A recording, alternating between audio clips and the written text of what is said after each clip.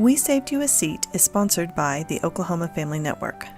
Oklahoma Family Network focuses on supporting families of children and youth with special health care needs and disabilities, as well as families who have children with a mental health or behavioral health diagnosis. Oklahoma Family Network provides families with emotional support, resource navigation, parent-to-parent engagement opportunities, and wants to ensure quality health care for all children and families by building strong and effective family-professional partnerships. Welcome back for part 3 of my conversation with Salena King-Coughlin.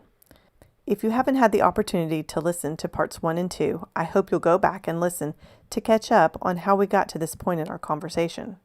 Salena's daughter, Sophia, landed in the NICU, and this episode walks us through the emotional stress of the experience and journey from someone who understands infant mental health and attachment.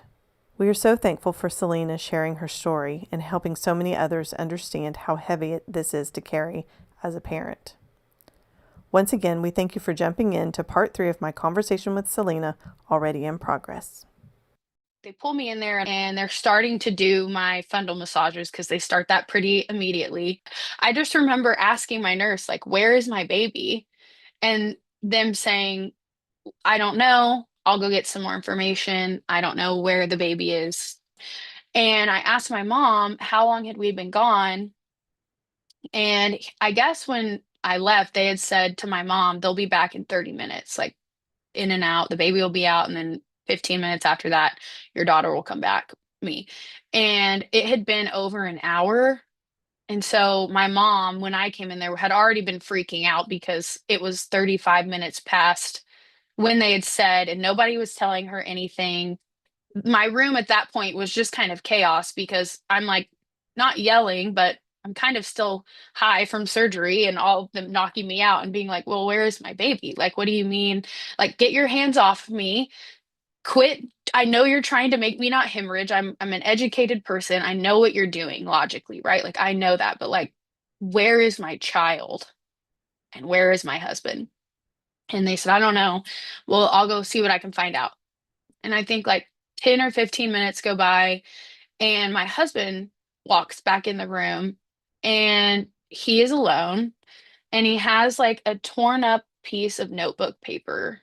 And I'll never forget the look on his face because it was just devastation, right? Like just this look of pure, I knew he was about to tell me something that terrible, because it was just this face of like, I don't even know what's going on and I don't want to have to tell you this. And on this torn up piece of notebook paper, it had the word pneumothorax scribbled. That was it. And he handed it to me and he said, the nurse told me to tell you not to Google this. And I'm like, well, that's of course what I'm going to do immediately. Also, I know that a pneumothorax is a collapsed lung. So, does she have one? What is happening? Like at this point, also, no one told me my baby had aspirated meconium, right? My doctor told me my baby was perfect, healthy, even though she had come out covered in meconium.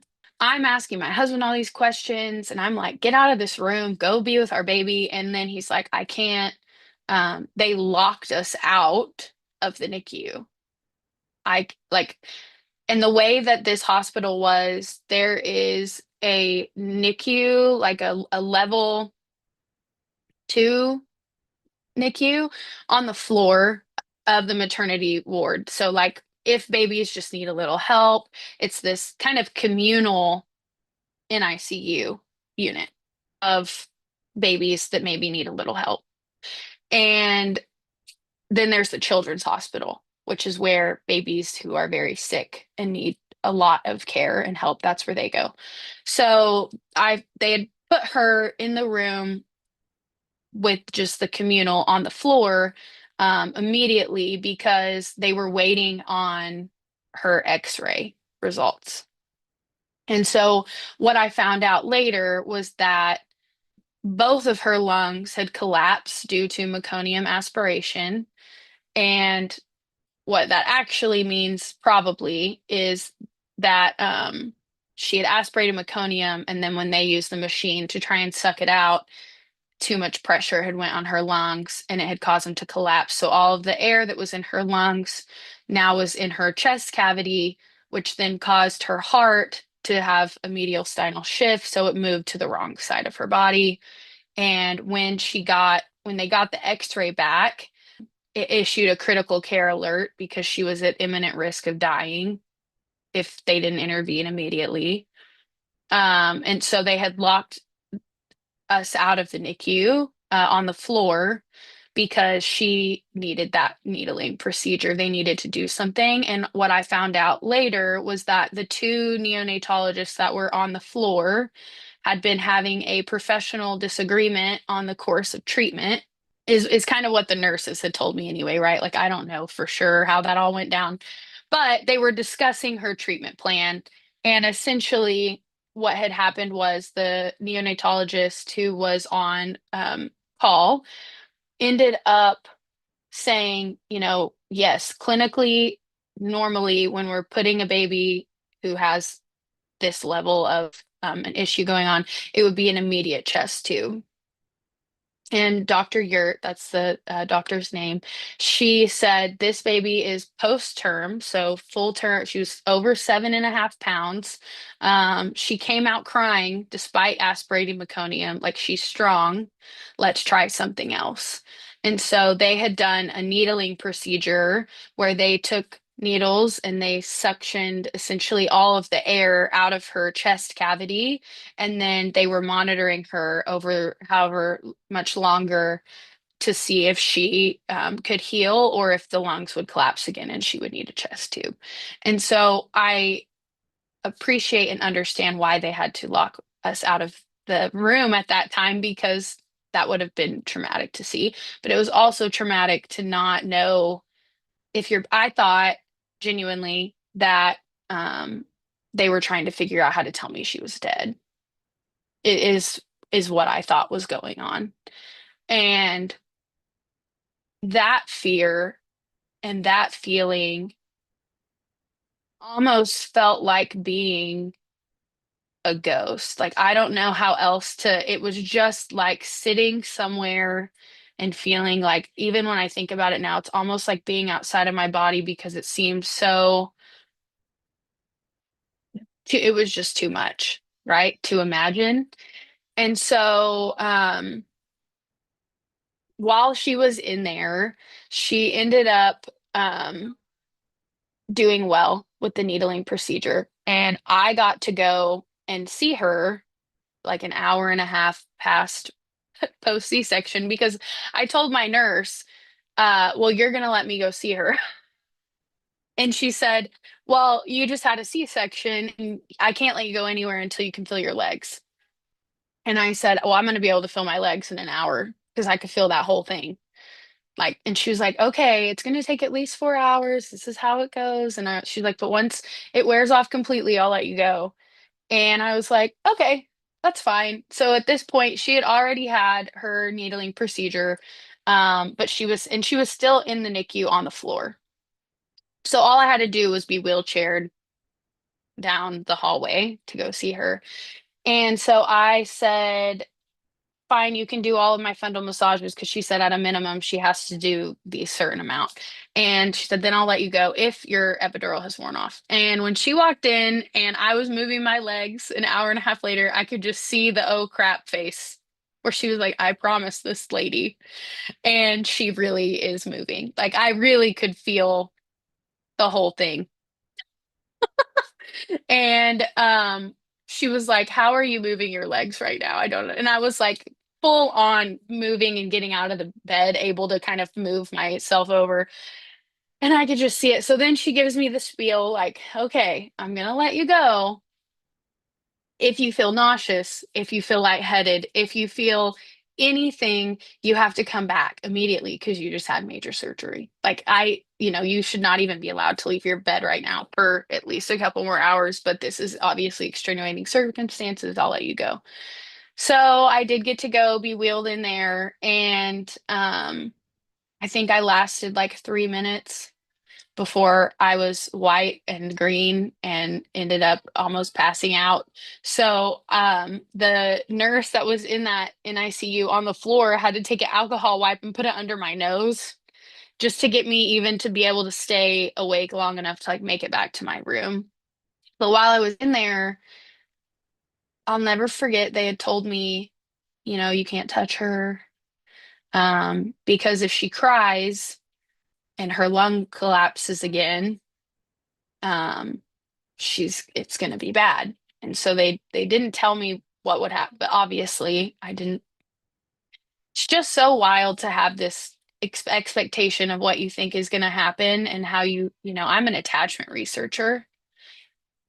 So to me, I know how critical that early bonding is and how critical it is for breastfeeding and how critical it is for skin to skin, and to be told you can't touch or she could die was probably one of the hardest things even to this day. Like I will just pick her up and just put her fat little 1 year old, almost 1 year old face to my face and just sniff and squeeze and hold. And it feels like I'm still trying to make up for that time. And I don't know that I will ever not feel that way. It's something was stolen, right? And um, it just wasn't our experience. And that's something I have to come to grips with. But um, as someone who was very into attachment, and I have done research on it myself, and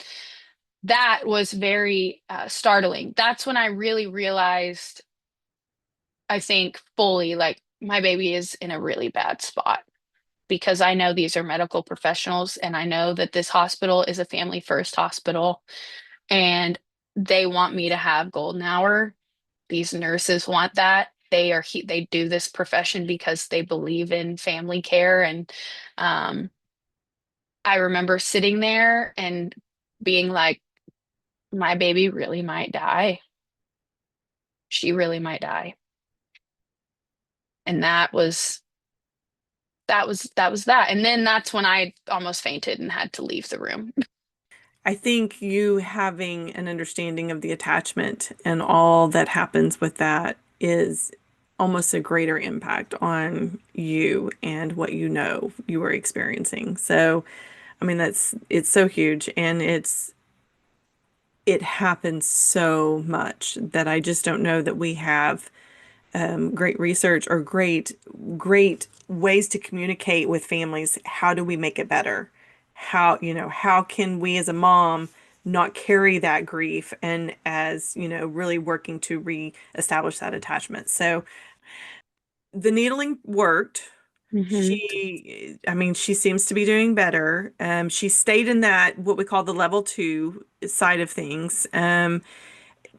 Was she, I mean, because you mentioned that she was there for 8 days, like inside an Hmm. NICU for 8 days. So, Hmm. so she wasn't discharged by the time you got to go home. Yes. So what ended up happening was I got wheeled back. They told me, as I mentioned before, the hospital was very busy. And so they said that they were going to let me stay in my room. This was probably, I want to say around 1 a.m. at this point. We're probably around 1 a.m. And they told my mom and dad and my nana, hey, you guys can go home, get some rest, come back in the morning because her baby is in the NICU on this floor and we don't have a postpartum room available right now. We're just going to keep her in this L&D suite where she was supposed to deliver for until baby's stable and we have a room and then we can move you guys over because at that point they still hadn't told me how severe, like I was not aware that a critical care alert had been issued. I didn't understand, like I did on a logic level, and now there is this part of me that's like, you have so much education. How'd you not know this? But it's so different when it's your child. It just feels so unnerving. It feels so different that my logic brain right then was not at the forefront, right? My prefrontal cortex was not in control. It was straight in that emotional part of my brain. I had no impulse control. I had no understanding of this from a scientific standpoint, right? I knew it was bad, but they had said she was stable and it was going to be okay. And so my mom asked me, "Are you sure that you are okay with me going home?" Because they live 45 minutes away from the hospital. I said, "Yeah, it's fine." They asked the nurse, they asked the charge nurse, "You guys are not moving her, right? You're keeping her here.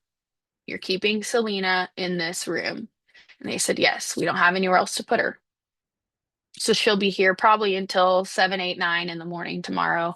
And we're just going to turn the lights off, close the door, and let her sleep because she's had a really, really long 48 hours." And I thought, that's so nice. That's so nice. And obviously, I hadn't eaten anything. So I had mentioned to this nurse beforehand that all I could think about before I had a baby was how much I wanted an ice cold turkey or ham sandwich. So bad because you're not supposed to eat cold cuts while you're pregnant, listeria. So she, and this is the same nurse at this point, who had came on and who had been through the C-section with me and the emergent stuff, who had been really supportive and really like, I feel like she told my doctor, "This is what we're doing. It's time now. I don't care." She went and found me a turkey sandwich from somewhere in the hospital and brought it in there, and I ate it, and went to sleep. And I thought, okay, I'm going to bed, and my baby's right down the hallway. It's gonna be fine. We got woken up at 4 a.m. to a nurse coming in, not my nurse, another nurse coming in, and she flipped on all the lights in the room and she said, "Okay, you're being moved. You guys, come on, Dad, wake up." Talking to my husband who was asleep on the couch. "It's time for you to wake up. You need to pack up all this stuff in here. You're being moved." She said, "Well, your baby is being moved to the children's hospital, and so you don't have to be with a mother baby nurse, so we're putting you in a different place in the hospital." And I said, "What do you mean my baby's being moved? Like, what do you mean?" Right? Um, like that's how I was told that she had been escalated in care. And they said, "Oh yeah, she's on a ventilator. No one's come and told you that yet." No, no one had come in and told me that. So at that point, I'm really disoriented because thought I was going to be here. I thought my baby was down the hall. Come to find out, they had moved her and hadn't told me. So they put her on a vent. No one had come in our room. They had moved her into the children's hospital in the highest level critical care because she had required 100% oxygen, and so they put her on a ventilator. They told me that they didn't know what her room was. They didn't know where she was. They didn't know, but they would let me know after they moved me to a different room. And so I sent my husband down there and told him that he needed to find out where she was. And so again, it's like 4:30 in the morning on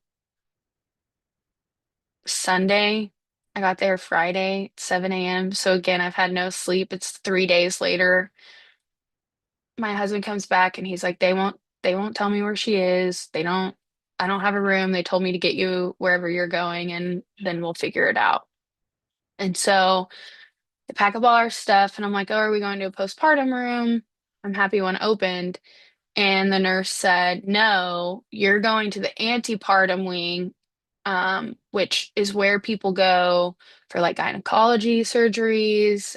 If there's any, like, you have to stay in the hospital before baby's born. So it's anything to do with that pre-birth." And I, I said, "Well, why would I do that?" And she said, "Oh, well, because you don't have a baby here. So you don't need a mother baby nurse. Your care is different." And I said, "Okay." I mean, again, this is people who know what they're doing, right? I just thought, sure. And so they moved me over there. And that meant that I had no postpartum trained nurse. Uh, and again, I was I don't know, I had my C-section at 9:58 and this was 4 a.m. So not even 24 hours after having my baby. And I felt really like abandoned. I didn't have my baby. I didn't have care that matched me being in that early postpartum. And there were a lot of signs, like when we got in the room and they started doing, my vitals and checking me. And I asked, hey, um, when are you going to do my fundal massages? Because my nurse told me that you're going to do my fundal massages every hour for however long, and I want to go see my baby. I need to find out where she is because they finally told me the room that she had been put in. And the nurse said, oh, those hurt. You don't want those. And I said, they're so I don't bleed out and die. And she said, well, that's only like immediately postpartum. And I said, I am immediately postpartum. And then she gave me some massage. She did it. But it was very soft. It wasn't like what fundal they should be. And then we went and we saw Sophia in the children's hospital. So I was wheelchaired by my husband to go see her um, on the ventilator. And then I just went back and forth as much as possible during that time. I had to go back to get my care, but the nurses were very dismissive of me. I kept telling them, when I would go when I would come back from the children's hospital, I would tell my nurses, hey, I'm really swollen, like even more swollen than I already was when I came in. And I think I had gained like in a week and a half, it was like 25 pounds. I mean, it was like something crazy, like swelling, just water swelling. And I had a fever and my blood pressure was high. And there were quite a few times where they would take my blood pressure, the tech would, and they would say, we need to do that again to get a better score. And I would be like, I don't think this is about getting a better score. If that's what my blood pressure is, like there's something wrong. And they were like, oh, you're fine. You just had a C-section. And I remember being like, okay. And my doctor came in the room on the 13th at like 11 in the morning, the one who had delivered. And he knocked on the door and he came in and he looked around the room and he said, where's your baby? And I remember just thinking, like, how do you not know that my baby's on a ventilator? How are you coming in my room right now and you don't understand where the child is that you delivered covered in meconium that you told me was perfect? How do you not know? So I told him what was going on, and he said, "Oh, well, she'll probably be, recovered anytime, and by the time you go home, she'll go home." And I remember being like, "Okay." And at that point, my labs had come back, and my white blood cell count was really high. Um, I had a couple abnormal findings, but nothing like crazy. And I was anemic, but he said that was probably from my surgery, which I said, okay. And that was it. Then the new physician came in. And at this point, you know, I had been going into the NICU. I, I mean, I probably spent, as much time there as I could, right? Like, I want to be by my baby. And I wanted to be there for rounds because she was very critical at this time frame from probably until the 15th, 16th, 17th, um, 18th of October. So a week. I mean, she was critical. She was on the ventilator for 18 hours. They took her off and then she did the cannula. And then obviously we're doing the feedings and trying to be there for care times because, again, like I study attachment. Like I know it's important that I'm there. Um, I'm sorry. It's hard for me to think about like the headspace that I was in because I started to be in so much pain by the 14th of October, so 2 days later, I was in so much pain that my lower left abdomen was, I couldn't sit up. I couldn't breathe. I couldn't get myself from a laying back position to a sitting up position. I couldn't roll over. It was hurting so bad. Um, and I was still, being pushed to the NICU and trying to do these things, but I couldn't. I was scared to touch her because she could die. I was scared to hold her because I was really weak. Um, and there's so much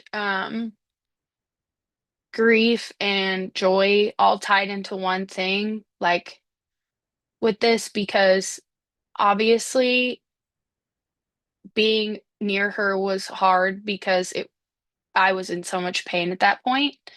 But we had beautiful, wonderful NICU nurses who advocated for me to be able to hold her once she was stable.